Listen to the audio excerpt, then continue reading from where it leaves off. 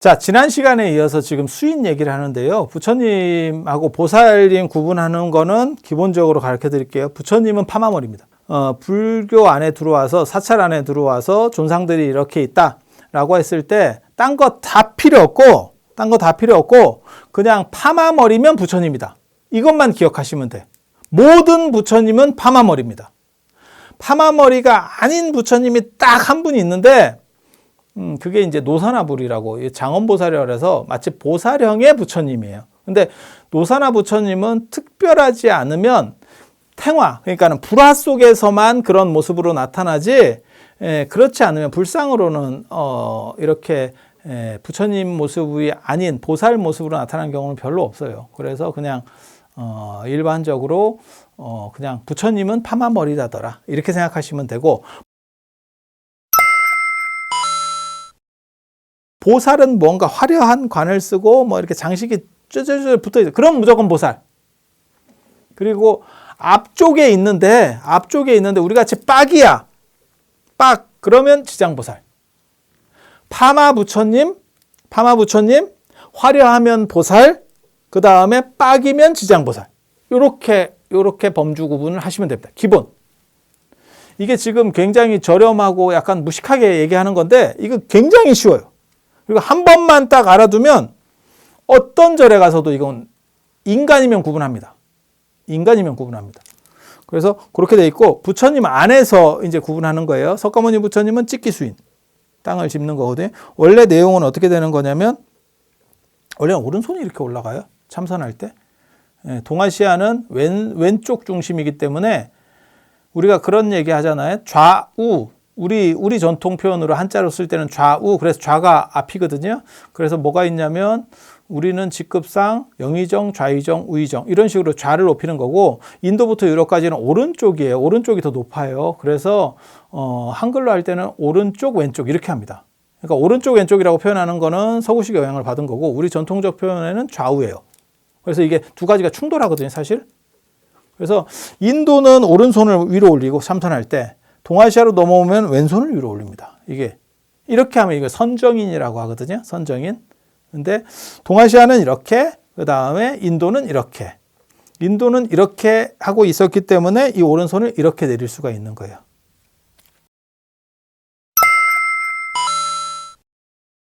그리고 이제 또 다른 부처님이 이제 석가모니 부처님 다음으로 많이 나오는 게 어떻게 보면 아미타 부처님이에요. 아미타 부처님 수인하면 이거죠. 원래 아미타 부처님 수인이 이렇게 해가지고 이게 상품 상생인, 상품 상생인, 상품 중생인, 상품 하생인, 그 다음에 중품 상생인, 중품 중생인, 극락에 9군데서 태어나 중품 하생인,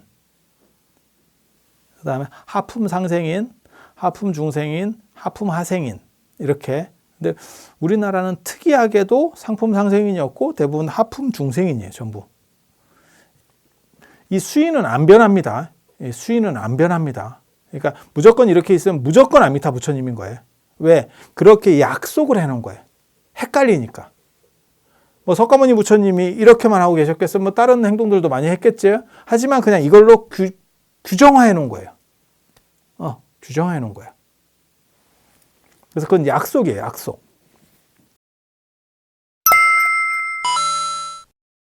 서쪽에 아미타 부처님이 계시면 동쪽에는 약사열애가 계셔요. 약사열애는 약사잖아. 약사. 그래서 뭔가 물건 하나 들고 있어. 그걸 약합을 들고 있어, 약합을. 그래서 손에 뭘 들고 있으면 약사열애. 그러니까 석가모니 부처님처럼 찍기 수인으로 하고 있을 때도 있고, 이쪽을 이렇게 아미타 부처님처럼 들고 있을 때도 있어요. 하지만 뭔가를 갖고 있어. 그래서 약사. 뭘 사라고 하나? 이러면 약사열애. 이렇게 구분하시면 쉬워요. 이게 지금 굉장히 저렴하게 얘기해 주는 건데, 이게 기억하라고 어떻게 보면 수능 대비해서 국사 외우듯이 이렇게 쓸데없이 하는 거예요. 이유는 뭐냐면 기억하는 게 중요한 거니까. 그래서 아미타 부처님 수인은 하품 중생인, 원래 이름은 근데 그냥 동전이라고 생각하시면 되고, 약사열애를 약기인이라 그래.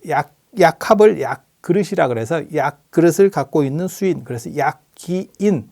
근데 그냥 약사니까 약사, 약사. 이렇게 생각하시면 세 분은 기본적으로 이해하고 이렇게 세 분을 이제 삼존불이라고도 하고 공간적으로 석가모니 부처님을 중앙으로 놓고 서방 아미타 부처님, 그 다음에 동방의 약사열애 이렇게 해서 삼계불이라고도 하고 세 개의 세계 속에 계시는 분들이라고 하는 경우도 있고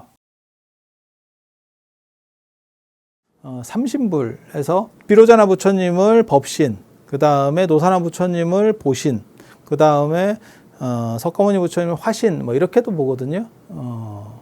그래서 법신, 보신, 화신 이게 개념이 조금 어려워요. 조금 어려워. 그래서 어떻게 생각하시면 되냐면 법신이라고 하는 건 이데아라고 생각하시면 돼요. 이상 가장 이상적인 것. 그러니까 그냥 내가 미남을 생각한다. 미남을 생각한다. 이렇게 되면 내 머릿속에 있는 내가 원하는 이상향의 남성이 있을 수 있는 거야. 그런데 그 사람은 실제로 존재하는 사람이 아니죠. 그리고 그것은 늙지도 않고 죽지도 않고 병들지도 않고 계속 그러한 유형으로 존재하는 거예요. 그리고 다른 사람과 공유되지 않아. 내가 생각하는 이상적 미남하고 또 다른 사람이 생각하는 이상적 미남하고 다 다르죠. 그러니까 이상적 미남이라고 하는 건 똑같지요. 하지만 구체성은 다 다르겠지요. 그리고 그것을 표현해낼 수가 없지요. 그러니까 뭐가 똑같으냐면 신제품이라고 하는 개념은 계속 존재할 수 있지만 사실 그 신제품은 다 다른 거죠. 그래서 그런 게 법신이라고 생각하면 돼요. 법신. 그러니까 가장 이상적인 것들이 뭉쳐있는 어떤 상징성이 법신이라고 보시면 되고, 보신이라고 하는 것은 현상에 존재하는 완전성. 현상에 존재하는 완전성. 그래서 뭘 생각하시면 되냐면 예를 들어서 너 이상형이 어떻게 되냐? 라고 얘기했을 때 내 머릿속에는 있지만 그것을 구체화시킬 수가 없는 거죠. 그러니까 뭐라고 얘기하냐면 네가 생각하는 사람 중에서 그러니까 뭐 연령이라든지 그 나라 배경이라든지 뭐 이런 거 다 띄고 그냥 네가 아는 배우 중에서 그냥 뭐 미국 사람이든 뭐 나이 든 분이든지 아니든지 다 그냥 똑같은 기준으로 젊다고 생각하고 그 사람이 리즈 시절로 생각을 해서 제일 잘생긴 사람을 얘기해 봐. 그러면 뭐 예를 들어서 정우성 같은 사람, 뭐 안소니 퀸은 아니구나. 안소니 퀸은 좀 왜 안소니 퀸이 나오지?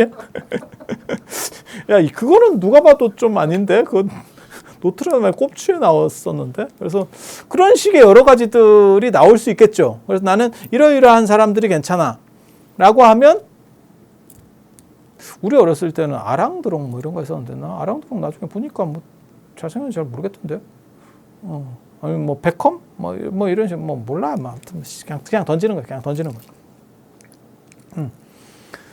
그래서 그런 식의 사람 중에서 완전성을 가지고 내가 생각하는 현상에 존재하는 완전성을 가지고 그 사람이 그냥 얼굴만 되는 게 아니고 주변 환경은 또 만수르 같이 이렇게 된 거를 보신이라고 보시면 돼요.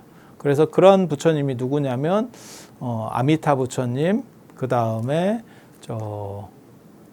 약사열애 이런 분들이 다 보신이에요. 그리고 그러한 보신의 어떤 상징적 인물을 노사나불이라고 합니다. 노사나불. 그래서 보신 노사나불. 그리고 그런 분들은 그냥 우리가 이렇게 짚어볼 수만 있는 거지 실제로 우리 주변에 있는 사람은 아니잖아요.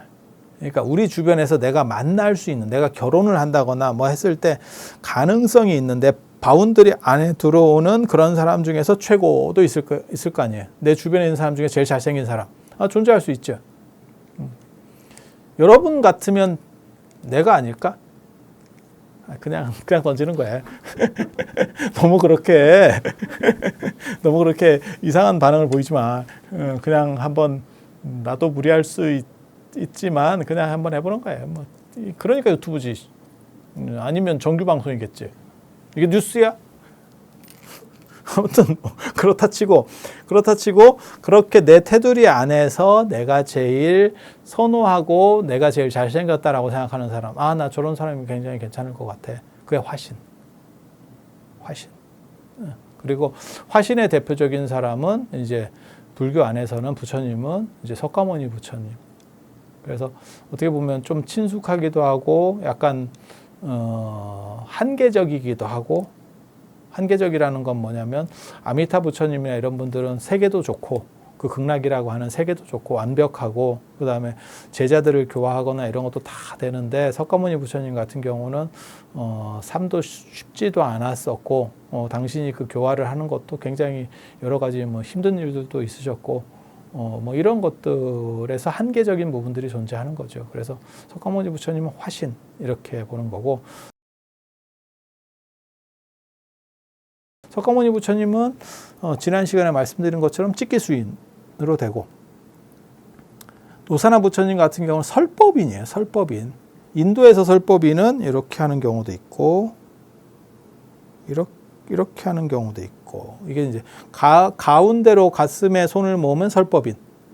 언뜻 보기에는 비슷한 것 같은데 가운데 손이 더 가운데로 모여 있어요. 그리고 수인도 약간 다르고, 그래서 이건 설법인. 근데 이런 설법인만 있는 게 아니고 이렇게도 하는 것도 설법이죠. 이렇게. 그래서 보통 노사나 부처님은 이렇게 하는 경우가 많아요. 그래서 일반 보살님들이 뭐라고 하냐면 항복수인 이렇게 얘기합니다. 손 들고 있다 그래서 항복수인. 저 항복이요, 항복? 뭐 이렇게. 근데 이게 되게 재밌는 게, 저도 처음에 저런 말 들었을 때 저런 씹쭈구리한 말을 쓴데 이런 생각들을 했지만 사실은 그게 제일 와닿는 표현인 것 같아요. 그래서 저는 그런 거를 긍정합니다. 일단 기억하는 게 중요하기 때문에 이렇게 항복하고 있다, 손 들고 있다, 약간 개구리 스타일 이러면 노사나 부처님. 두 손이 그러니까 다 올라가면 노사나 부처님이에요. 무조건.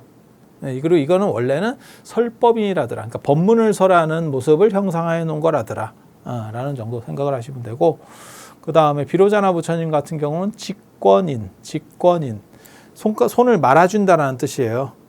그래서 이렇게 이 식지인가?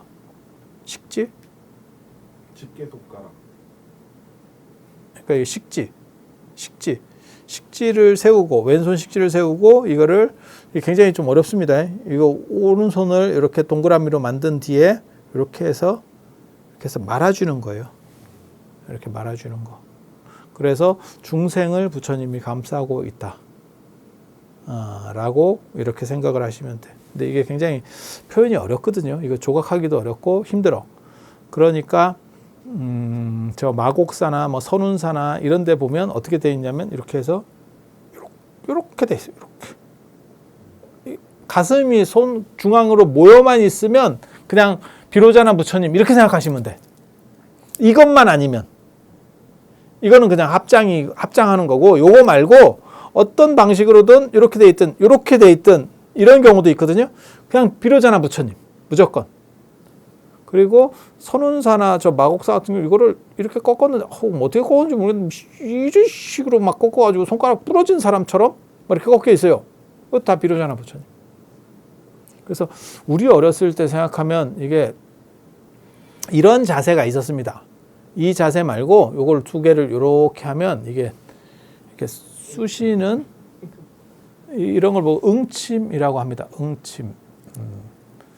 옛날에는 그런 걸 왜 했는지 몰라. 지금은 그 시켜도 안 할 건데, 왜냐하면 그 지저분하고 왜 그 짓을 하는지를 잘 모르겠는데, 아무튼 뭐 우리 어렸을 때는 쓸데없는 짓을 굉장히 많이 했기 때문에 지금 생각해 보면 지정신인가 싶은 행동들을 굉장히 많이 했기 때문에 그 중에 하나가 이 응침이라고 하는 게. 그래서 비로자나 부처님은 부처님계에 어떻게 보면 최고이기 때문에 누구에게 응침을 날리냐면 저 하나님에게 응침을 날리고 있다. 이렇게. 그래서 가슴에 손을 모으고 응침 자세를 취하면 비로자나 부처님.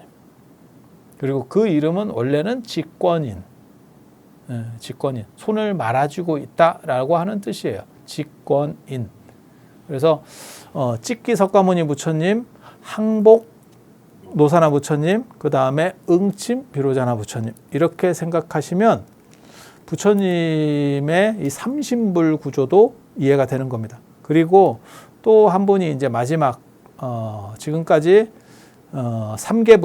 삼계불이라고 해서 석가모니 부처님을 중심으로 해서 아미타 부처님, 약사열애 부처님, 그 다음에 삼신불이라고 해서 그 다음에 법신비로자나 부처님, 그 다음에 보신노사나 부처님, 그 다음에 화신석가모니 부처님, 이렇게 실제로는 석가모니 부처님이 겹치기 때문에 5분을 한 거예요.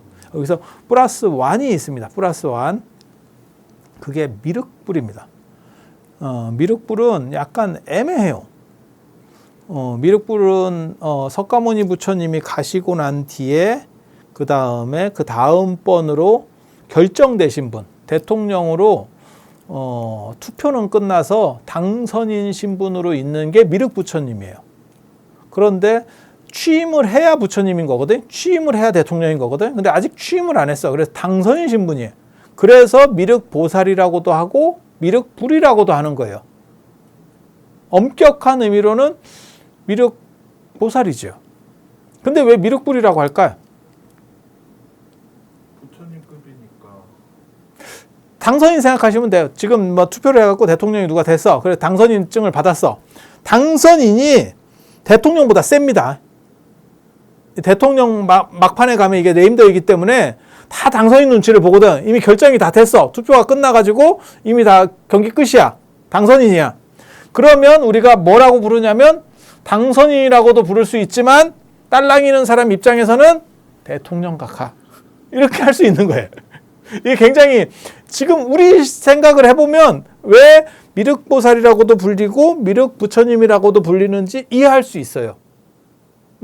그리고 옛날 사람들은 그 미륵삼부경이라고 해서 미륵하생경, 미륵상생경, 미륵성불경 이렇게 3가지가 있는데 그게 이제 미륵삼부경인데 미륵이 빨리 내려와서 미륵이 성도하시는 시절은 이상세계예요. 석가모니 부처님하고 좀 달라. 미륵의 시절은 이 세상이 안정되고 유토피아 같은 시절이에요. 그래서 우리가 빨리 미륵 부처님이 오셔서 이 세계가 이상세계가 됐으면 좋겠다라는 생각을 해서 미륵 부처님이라고 부르는 경우들도 있어요. 그러니까 이상세계가 빨리 도래했으면 좋겠다. 왜냐하면 우리가 사는 게 너무 힘드니까. 그때도 실업률이 높았나? 최저임금 이런 게 신라시대에 또 있었을까? 그래서 그때도 먹고 살기가 힘들었는가 봐. 그래서 이상세계가 도래하기를 바라는 생각에서 미륵 이제 불로다가 잡고. 근데 미륵은 도솔천에서 욕계 6천 중에 하나인 도솔천에서 내려오기 때문에 그러니까는 사왕천, 도리천, 그 다음에 야마천, 도솔천 이렇게 도솔천. 그래서 도솔천에서 내려오시기 때문에 체조 선수 생각하시면 돼요. 체조 선수가 도마를 하든지 뭐 이렇게 마루 운동을 하든지 탁탁탁탁 평행봉을 하든지 이렇게 하고 위에서 딱 뛰어내리면 어떻게 돼? 세로로 쓰지요. 서 있으면 미륵불. 서 있으면 미륵불. 서 있어. 그럼 미륵. 그렇게 해서 이제 착각을 주는 게 이제 논산 개태사 미륵불 이런 게 다 원래는 그렇게 만들어지는 건데 이제 서 있다 그래서 이제 착각한 가장 대표적인 게 은진미륵. 은진미륵은 관세음보살입니다.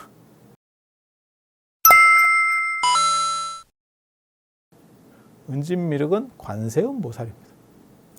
근데 서 있으면 미륵 이 공식을 잘못 이렇게 대입해가지고 형태는 안 보고 그냥 무조건 서 있으니까 미륵인가 봐.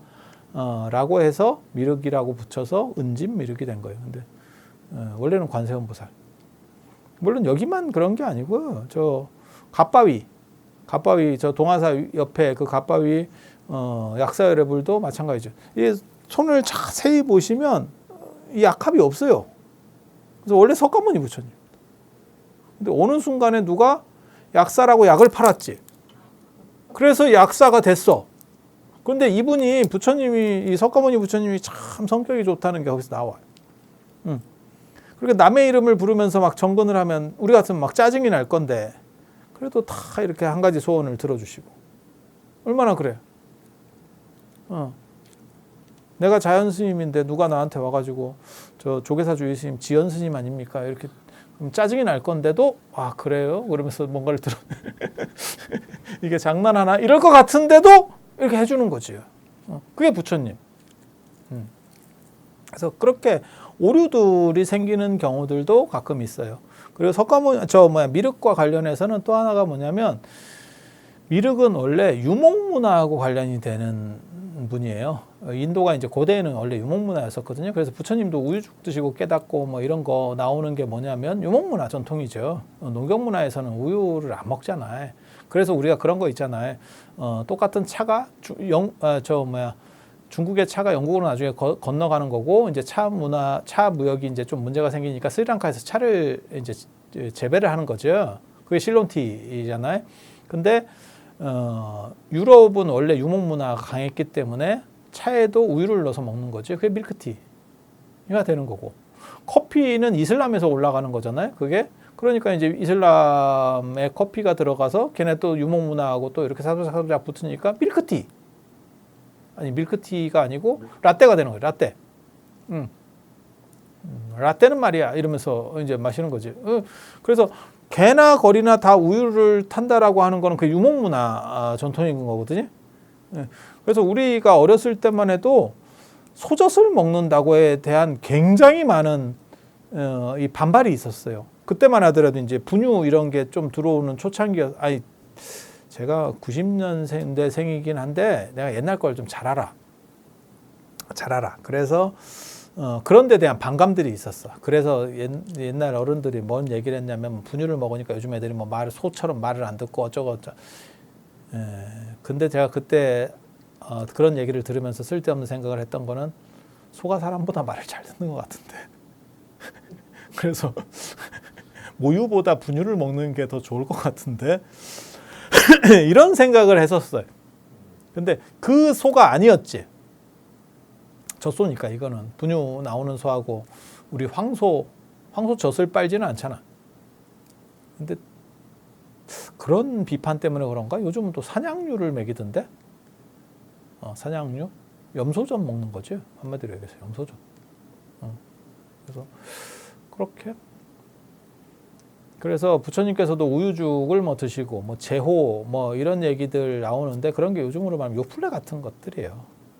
그래서 예전에 유목문화 전통이 많이 있었구나라는 걸 알 수 있는 거고, 거기까지는 그렇다 치고, 그러다 보니까 이 미륵은 아일다라고 하는 부처님 제세시에 살아있던 사람이에요. 그리고 실제로 바라나시 녹야원에서 수기를 받았고, 부처님에서 수기를 받았고, 그렇다 보니까 무슨 일이 있냐면 이분은 의자에 앉아요.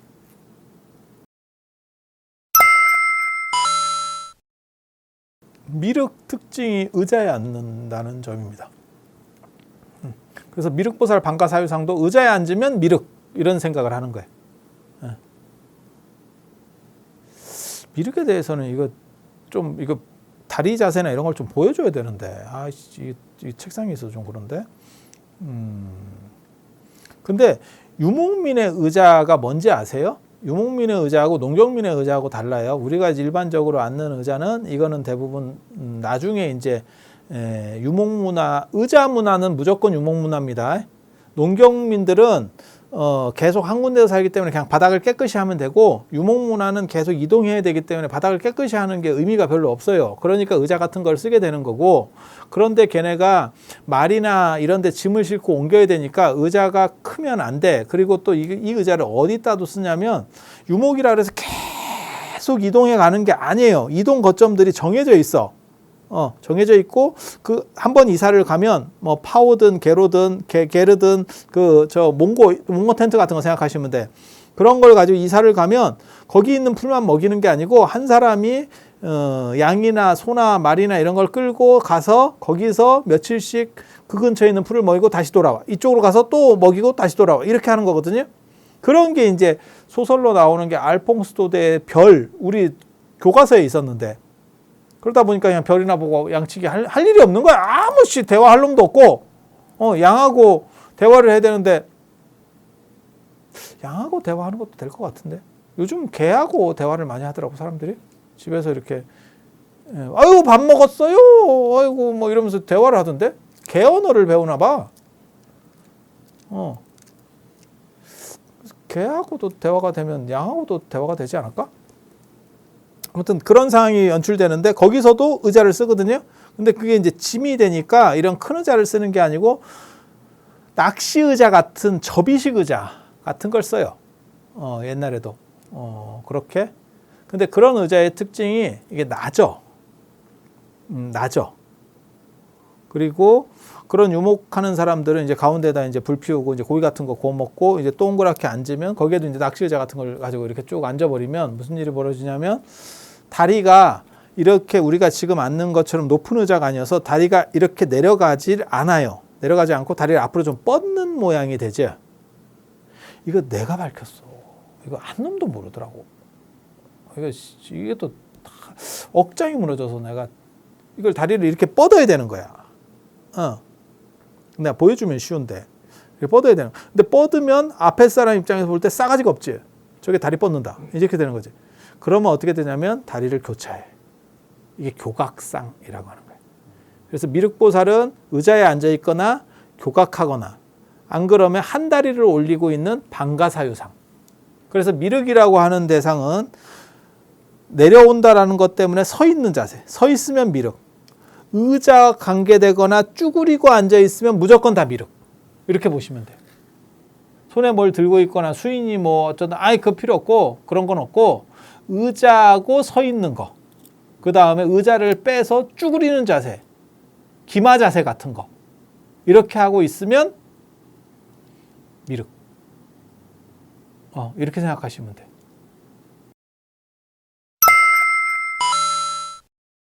석가모니 부처님, 아미타 부처님, 그 다음에 약사열애, 그 다음에 법신 비로자나 부처님, 노사나 부처님, 미륵까지. 근데 미륵은 5+1이라고 얘기하는 건 미륵은 부처님이기도 하지만 부처님이 아니기도 하기 때문에. 그래서 미륵 보살 사유상이라고도 얘기하고 그 다음에 미륵 불상이 될 수도 있는 경우도 있고 이 정도 이해하시면 되겠습니다. 자, 그러면 오늘 마치고 다음 시간에 또 다른 모습으로 찾아뵐 수 있도록 그렇게 하겠습니다. 책 다 팔리면 안 올 수도 있고 다른 책으로 넘어갈 수도 있고 인생이 다 그런 거니까. 자, 들어주셔서 감사합니다.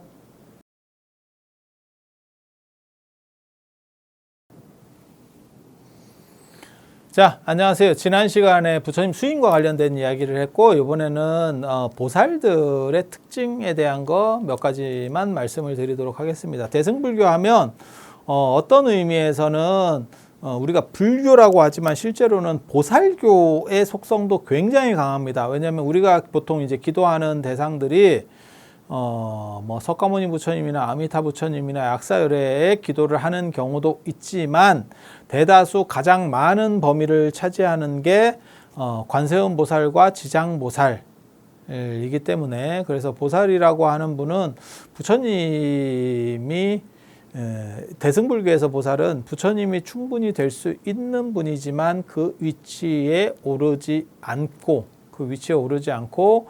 중생들의 고통을 같이 이렇게 나누고 도와주는 사람을 얘기하는 거예요. 주나라 문왕의 동생인 주공단이라고 하는 분이에요. 그래서 무왕이 죽으면서 무왕이 이제 은주 역선혁명이라 해서 은나라를 무너뜨리고 이제 구테타를 일으켜서 주나라를 구테타가 아니고 그냥 반란이에요. 반란.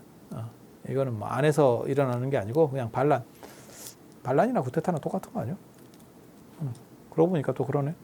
뭐 이성계 같이 그렇게 한 거죠. 그렇게 해서 하다가 이제 아들이 완수를 하는 거죠. 그게 무왕이에요. 그러니까 우리식으로 얘기하면 김춘추가 삼국 통일을 시작해서 완료된 거는 문무왕 범민이 아들이 하는 거니까.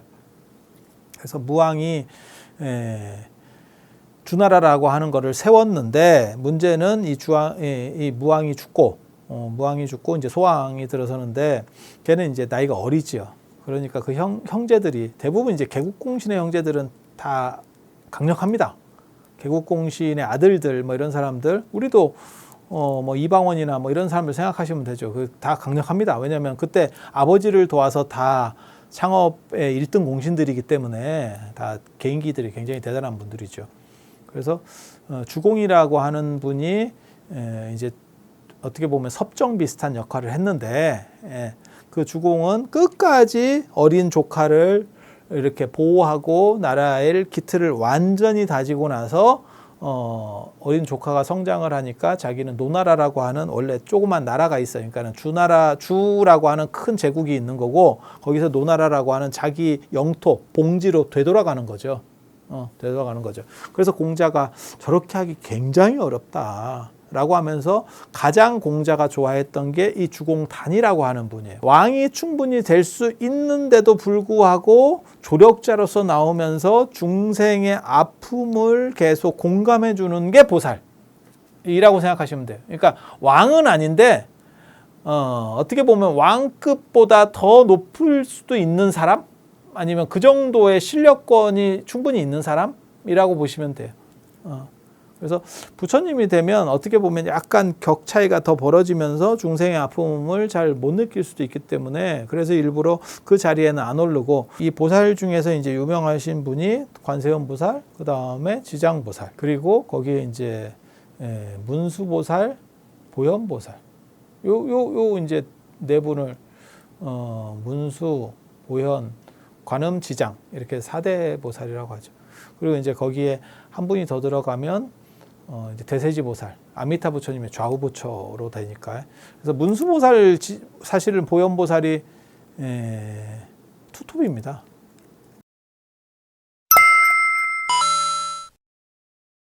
관세음 보살, 지장 보살보다 더 어떻게 보면 위상이 높아요. 서열이 앞쪽에 있어. 이유는 뭐냐면 석가모니 부처님의 좌우 부처이기도 하고 비로자나 부처님의 좌우 부처이기도 해요. 그래서 석가모니 부처님을 보통 본존으로 모시는 절을 대웅전, 그 전각을 대웅전이라고 하고 우리나라에 거의 뭐 절의 한 90% 이상은 대웅전이 메인 전각이니까 그래서 석가모니 부처님을 중심으로 해서 문수보현이 모셔져 있는 경우들이 많고 또 선종에서는 비로자나 부처님을 모시거든요. 그리고 또 우리나라가 아시다시피 뭐 구산선문, 그 다음에 조계종 이런 게 다 선이기 때문에 그와 관련해서도 문수보현이 빠지질 않죠. 그리고 화엄경과 관련해서도 문수보현이 안 빠지고 이렇다 보니까 문수보현이 이렇게 부처님 패키지와 관련해서 관세음 보살이나 지장 보살보다 더 앞쪽에 배치가 된다라고 이해를 하시면 되고 인기 순위로만 보면 이제 뭐 관세음 보살이나 지장 보살임이 더 높죠. 그리고 이분들은 관세음 보살이나 지장 보살은 독립적으로도 움직이고 신앙 대상으로 독립신앙으로서도 움직이고 그러니까 꼭 결부돼서만 움직이는 상황은 아니니까. 예, 보살들의 특징은 앞에 다 나옵니다. 대지문수보살, 대지문수보살, 뭐 머리 공부 이런 쪽이 문수보살. 예. 이런 전통은 이렇게 앞에다가 주특기를 나열하는 전통은 10대 제자부터 나옵니다. 그래서 지혜제일 사리불, 신통제일 목건년, 뭐 두타제일 대가섭, 마하가섭, 뭐 이런 식으로다가 전부 다 앞에다가 이렇게 주특기를 붙이죠. 그리고 그게 나중에 대승불교로 넘어와서는 보살한테도 그 앞에다가 주특기를 다 붙이는 문화가 나타나는 거예요. 그렇다 보니까 대지문수보살, 대행보현보살, 보현보살은 실천행이구나. 그 다음에 문수보살은 지혜를 나타내는구나. 그래서 문수보살, 대승불교의 특징이 이제 반려동물 문화가 있거든요. 반려동물 문화. 그래서 문수보살은 푸른 사자를 타고, 푸른 사자, 청사자. 그러니까 지혜는 이렇게 명쾌하고 맑고, 그다음에 판단력이 뚜렷하고, 그래서 푸른색. 인도는 덥기 때문에 파랗고 시원한 걸 지혜롭다라고 생각해. 지혜와 관련된 걸 파랗고 시원하다. 그래서 문수보살은 청량산에 살고 청량 들어봤잖아요. 어디서 들어봤어요? 청량리 있잖아요. 네, 청량리. 그게 문수보살과 관련되는 거예요. 그 다음에 우리 지명 가지고는 이제 산 중에 유명한 거는 지리산. 지리산이 문수보살하고 관련된 거고. 그 다음에 여기 지금 월정사에 있는 오대산도 이게 문수보살. 그래서 문수보살은 청량산에 살고, 그리고 우리가 청량이라고 쓰는 표현이 대표적인 게 이제 청량음료, 청량과자. 시원하다, 시원하다. 라고 하는 의미가 있고, 그러니까 지혜가 있으면 판단이 명확하기 때문에 이게 시원하다라고 하는 딱. 그리고 색깔은 푸른색. 그 다음에 이제 지물로는 들고 있는 걸로는 책하고, 책을 들고 있는데 책이 이런 책이 아니고 이렇게 가로로 되어 있는 이 편지봉투 같이 이렇게 된 책이에요. 그리고 이게 가로쓰기입니다. 동아시아는 원래 세로쓰기를 했고 그 다음에 인도나 스리랑카나 동남아는 가로쓰기를 해요. 그래서 이렇게 긴 책을 가지고 있습니다. 그래서 이걸 이렇게 넘겨보죠.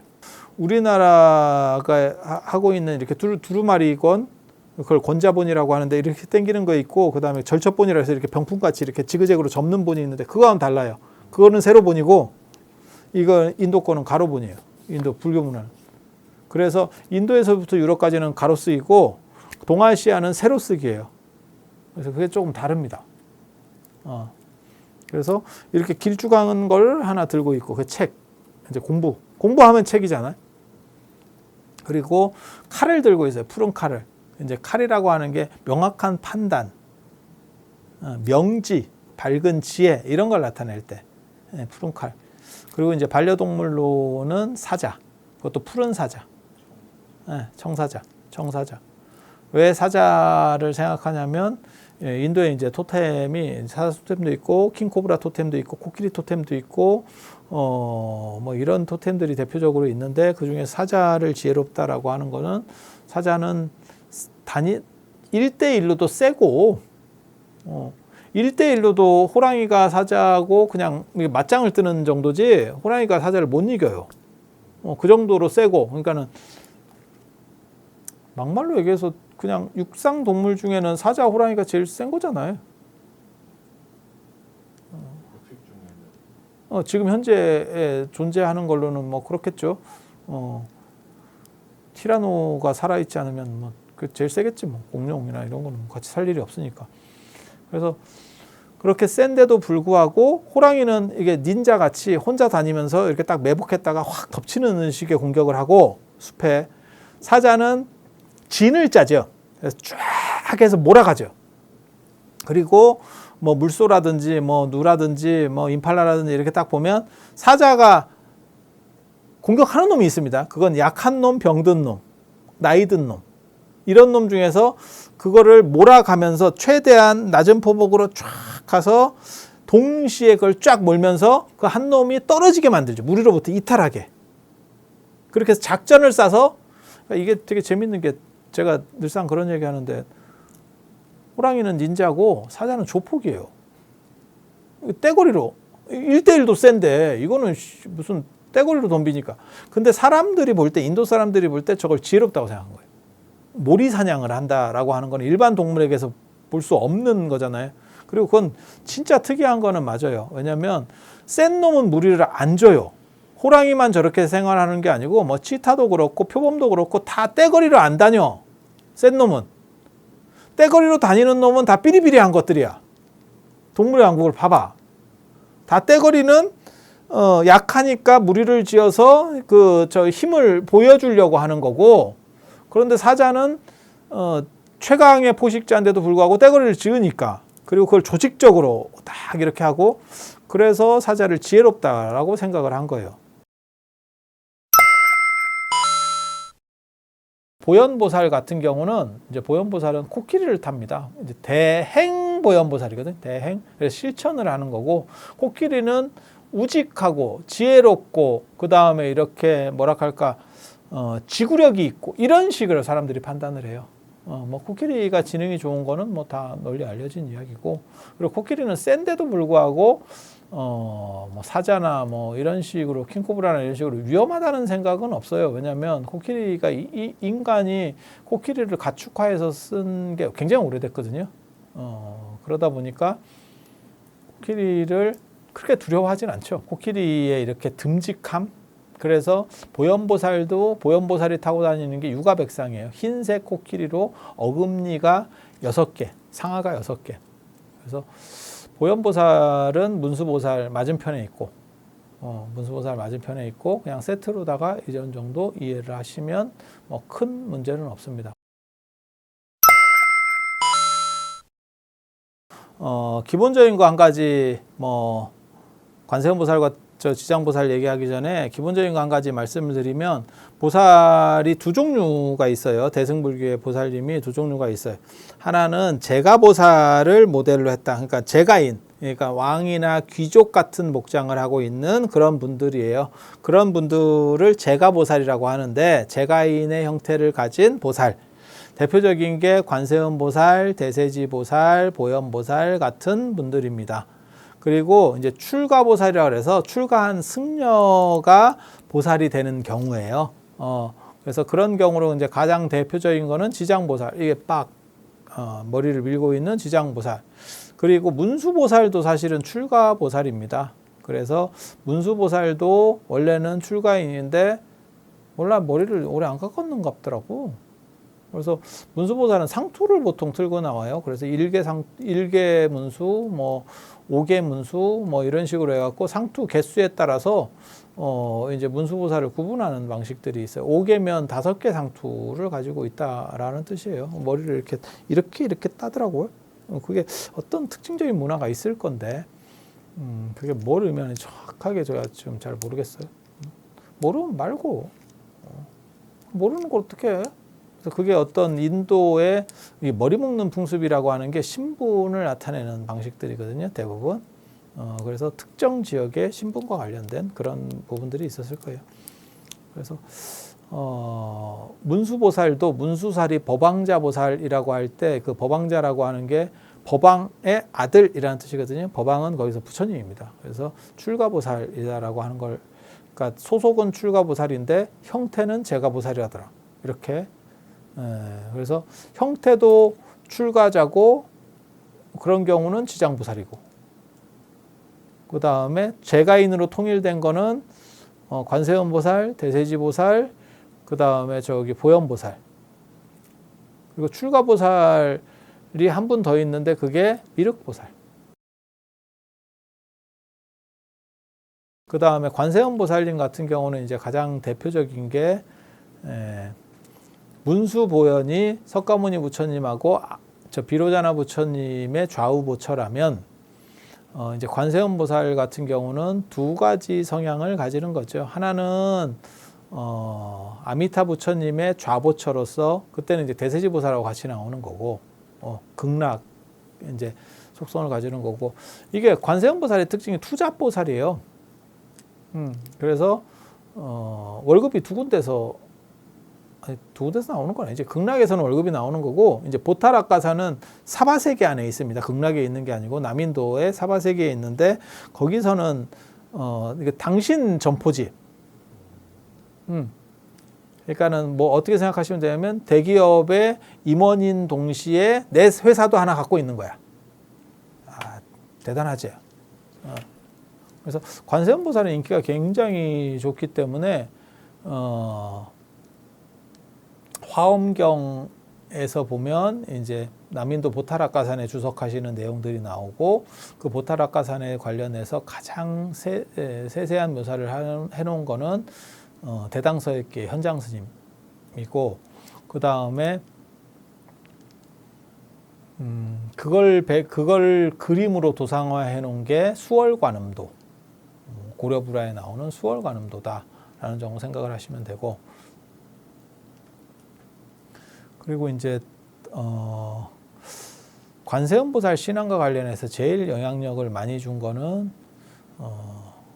묘법연화경, 법화경 안에 관세음보살 보문품이라고 있어요. 그 보문품이 너무 강력하기 때문에 인기가 많으니까 따로 독립해서 관음경 이렇게 이제 이름으로 해서 튀어나오는데, 거기에 보면 33가지 변화, 33가지 응신, 그게 이제 아바타거든요. 그게 이제 아바타라 이래가지고 아바타 영화 그렇게 변화하는 거예요. 어떻게 보면 관세음보살이야말로 메타버스의 시조라고 할 수 있죠. 그렇게 변신을 하는. 그래서 상대가 원하는 모습으로, 부담 없는 모습으로 나타나서 상대를 구원해주는. 이렇게. 그리고 순응엄경이라는 데 보면 32응신 얘가 나오고, 그 다음에 관세음보살은 눈으로 보는 것보다 소리로 듣는 쪽을 더 주특기로 한다더라. 뭐 이런 얘기도 거기서 나오죠. 거기서 나오는 말이 익은 원통이라고 하는 말이에요. 그래서 관세음보살을 원통교주라고도 하고, 그 다음에 왜 귀 얘기를 하냐면 관세음보살을 모시는 정각을 원통전, 원통보전이라고도 합니다. 관세음보살이 메인인 정각을 메인 정각을. 그래서 사람이라고 하는 게 눈이라고 하는 것이 빠르고 좋고 다 좋은데 눈은 전방위를 볼 수가 없대요. 이거를 이 공간을 수평 공간을 10개 단위로다가 나누면 10방으로 나누면 상하는 빼고 그냥 수평만 10개로 나누면 우리가 8방으로 나누지만 10방으로 나누면 그 중에서 8은 눈으로 볼 수 있는데 눈을 이렇게 돌려봐. 이렇게 돌려보면 이게 한 이렇게까지는 볼 수 있는데 여기는 못 보거든요. 뒤는. 그러니까 우리가 고개를 돌려서 뒤를 보려면 이렇게까지 가야 되는 거지. 그렇지 않을까? 근데 소리는 뒤에 소리도 다 들을 수 있죠. 그러니까 놓치지 않는다는 거지. 놓치지 않을 거예요. 이러면서 전체를. 그리고 빛이라고 하는 거는 이 눈은 가려져 있으면 못 본다는 거예요. 그러니까는 이렇게 책으로다가 가려져 있어. 그러면 뒤는 볼 수가 없는 거죠. 근데 소리는 뒤에서 이렇게 놔도 내가 들을 수 있는 거죠. 그래서 관세음 보살이 모든 것들을 놓치지 않고 중생구제를 한다. 민원을 다 처리하겠다. 그걸 이근원통이라고 그래요. 예, 이근원통. 그래서 원통교주라고도 하고 원통전이라고도 하고 그걸 격을 한 번 더 높이면 원통보전이 되는 거고. 그래서 관세음 보살은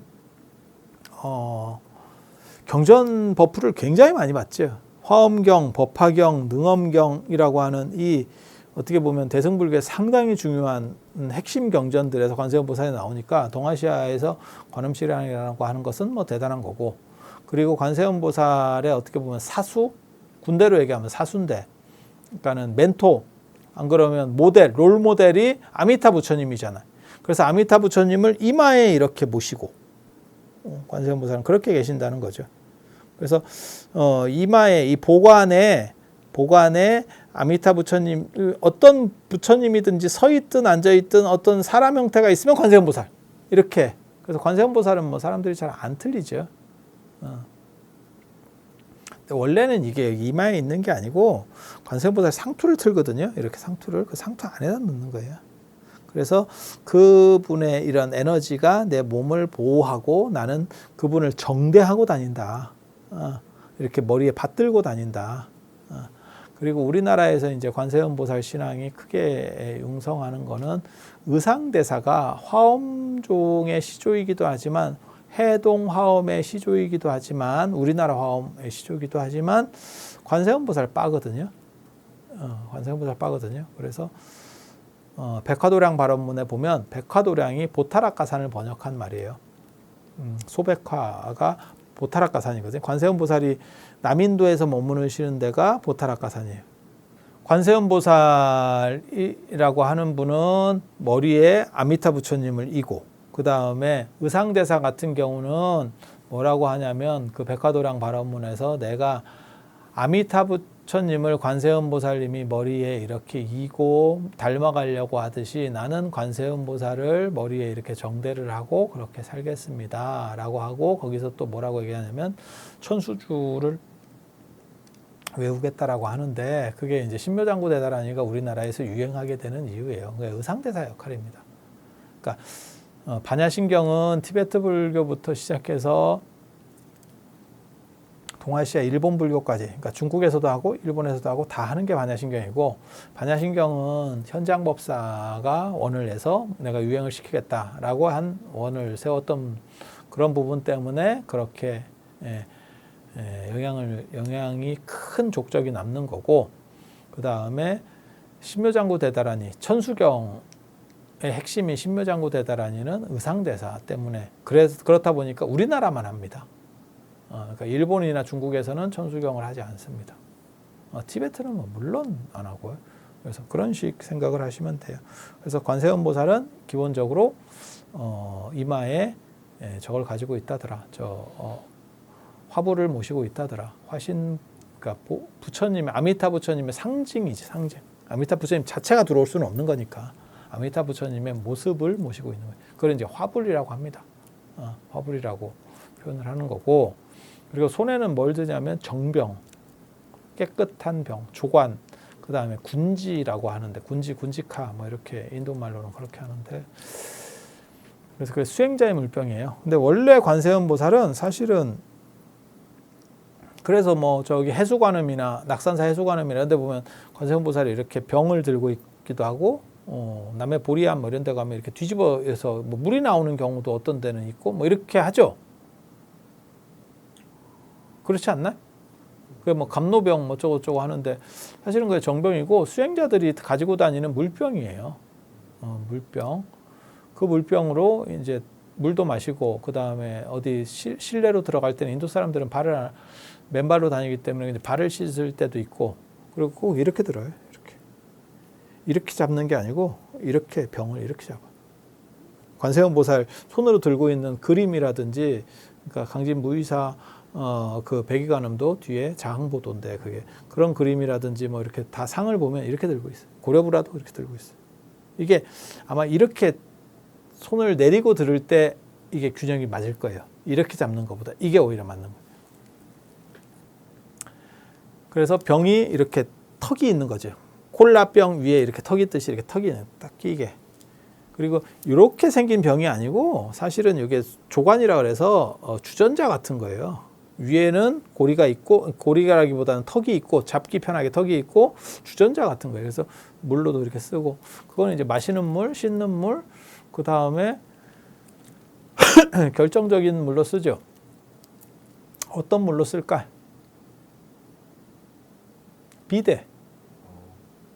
비대물로도 씁니다. 왜 물병을 가지고 다니죠? 물이 뭐 굳이 물병을 힘들게 들고 다닐 필요가 있을까요? 인도는 이 평지국가라서 물이 굉장히 귀합니다. 그리고 걔네는 덥잖아. 그렇다 보니까 이제 탈수 걸리면 사람이 죽는 거죠. 그래서 수행자들이 이렇게 유행을 할 때 이렇게 떠돌아다닐 때 물병은 꼭 필수입니다. 인도에서 물병은 필수입니다. 그래서 수행자들이 다니는 물병이 되는 거고 우리는 산이 많아서 물이 계속 어디든지 나오기 때문에 물병을 가지고 다닌다는 개념이 없어요. 그리고 그냥 물 주세요 그러면 그냥 물인심은 흔하죠. 그래서 우리가 그런 얘기 있잖아. 물 쓰듯 한다. 이런 식으로. 그런데 이제 그것도 뭐 유엔에서 뭐 얘기하는 뭐 물 부족 국가다라고 구라를 쳤다는. 알고 보니까 부족하긴 개뿔이 부족하냐? 라고. 그게 현대판 구라 중에서 또 알아주는 구라 중에 하나잖아요. 마치 그 선풍기 틀어놓고 자면 죽는다. 뭐 이런 것처럼 쓸데없는 소리 중에 하나 대표적인 거잖아요. 그래서 우리는 산이 많고 이러니까 계속 물이 순환해서 맑은 물들이 어디서든지 나오고 이제 진짜 놀라운 거는 저희 어렸을 때만 해도 진짜 집집마다 우물을 파는 경우들도 있었어요. 시골에 가면. 그런데 물이 다 나왔었어요. 진짜. 근데 인도는 물 길기 위해서 몇 킬로를 가야 돼요. 그리고 그 공동 우물도 무진장 커요. 중국도 마찬가지예요. 이런 조그만 우물이 아니에요. 막 엄청나게 큰 우물이에요. 엄청나게 큰 우물. 그래서 그렇게 되는 거고. 그래서 그냥 물이 있을 때 빨리 떠서 가지고 다녀야죠. 이건 생명과 관련된 직결될 수 있는 부분이기 때문에 그래서 그렇게 쓴다라고 알아두시면 되고 딱 그 정도. 다음 시간에 뵐 수 있도록 그렇게 하겠습니다. 자, 들어주셔서 감사합니다.